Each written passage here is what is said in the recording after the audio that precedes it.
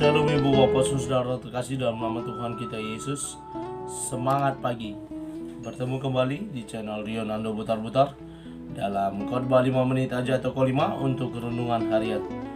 Renungan pada hari ini saya ambil dari kitab Mazmur pasal yang pertama, ayat yang pertama. Demikian kesaksian firman Tuhan. Berbahagialah orang yang tidak berjalan menurut nasihat orang fasik, yang tidak berdiri di jalan orang berdosa, dan yang tidak duduk dalam kumpulan pencemooh. Orang yang berbahagia. Ibu bapak saudara terkasih dalam nama Tuhan kita Yesus, berbicara tentang berbahagia atau kebahagiaan. Setiap orang punya standar hidup yang berbahagia. Ketika dikatakan bahagia, ada yang berkata harta kekayaan cukup atau melimpah, maka dia akan bisa berbahagia. Suami istri dan 2-3 orang anak hidup damai rukun di rumah, itu bisa disebut dengan ukuran yang berbahagia. Kehidupan ekonomi yang baik, yang mapan, hidup bertetangga dengan baik, kiri kanan depan belakang, itu bisa disebut dengan berbahagia. Hubungan antar sesama pekerja di kantor, di perusahaan, atau dimanapun itu dikatakan baik, itu bisa disebut berbahagia. Anak-anak dibesarkan menjadi anak-anak kebanggaan, anak-anak pintar, anak-anak yang berprestasi di sekolah, itu bisa disebut dengan bahagia. Banyak lagi ukuran bahagia yang bisa kita sebutkan dalam kehidupan kita sehari-hari. Ibu bapak saudara terkasih dalam nama Tuhan kita Yesus, berbicara tentang kebahagiaan dan standar kebahagiaan yang dikatakan oleh pemazmur dalam nas ini tidak hanya sekedar standar kebahagiaan terkait ekonomi, terkait hubungan kekeluargaan damai atau apapun itu, tetapi ada standar khusus yang dinyatakan oleh pemazmur dalam nas ini. Bagaimana dia mengingatkan kepada orang-orang Israel pada saat itu bahwa ada kebahagiaan yang perlu mereka dapat.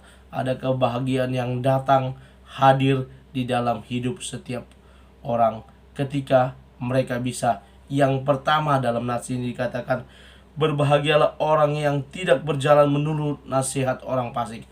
Kebahagiaan yang pertama yang bisa didapat adalah tidak berjalan menurut nasihat orang fasik. Tetapi menurut nasihat siapa?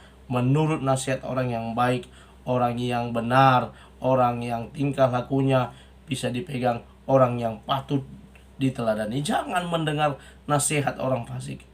Ketika kita salah mendengar nasihat, kita akan seperti Rehabeam anaknya Salomo. Bagaimana dia lebih mendengar orang-orang atau teman-teman sebayanya, seumurnya. Apa yang harus saya lakukan kepada orang-orang Israel yang datang meminta untuk menurunkan pajak? Ketika dia bertanya kepada para senior yang hidup sejaman dengan bapaknya atau ayahnya, mereka katakan jika mereka masih mau menjadi rakyatmu, ikuti apa yang mereka minta. Sementara dia bertanya kepada rekan-rekan sebayanya, apa kata teman-teman sebayanya? Kelingkingku lebih besar dari buah pinggang ayahku. Katakan kepada mereka seperti itu. Dan dia mengikuti nasihat teman-temannya. Apa yang terjadi? Perpecahan di bangsa Israel. Ibu bapak saudara terkasih dalam nama Tuhan kita Yesus, kebahagiaan yang kedua yang bisa kita lihat dari nats ini, orang yang berbahagia adalah orang yang tidak berdiri di jalan orang berdosa. Tidak berdiri di jalan orang berdosa, tetapi berdiri di jalan orang-orang benar. Beradalah pada kelompok-kelompok orang-orang benar, orang-orang yang baik, orang-orang yang memiliki teladan yang bisa kita tiru, bukan kepada orang-orang berdosa. Karena apa? Paulus berkata, pergaulan yang buruk merusakkan kebiasaan yang baik.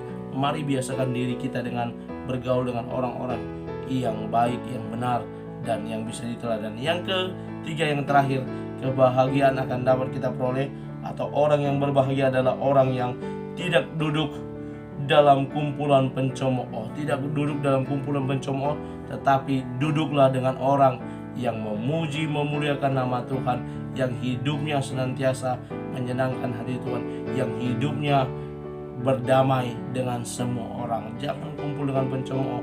Ketika kita kumpul dengan mereka yang ada hanya terus-menerus mencemooh, dan mencemooh. Karena itu Ibu Bapak Saudara terkasih dalam nama Tuhan kita Yesus, kiranya firman Tuhan yang singkat ini boleh mengingatkan kepada kita untuk kita boleh mengejar kebahagiaan yang dikatakan dalam nats ini, yakni kita boleh berjalan dengan orang-orang yang baik, kita boleh berdiri di jalan orang yang benar, dan juga kita boleh duduk dalam kumpulan para pemuji Tuhan. Selamat beraktivitas, Tuhan Yesus memberkati. Shalom.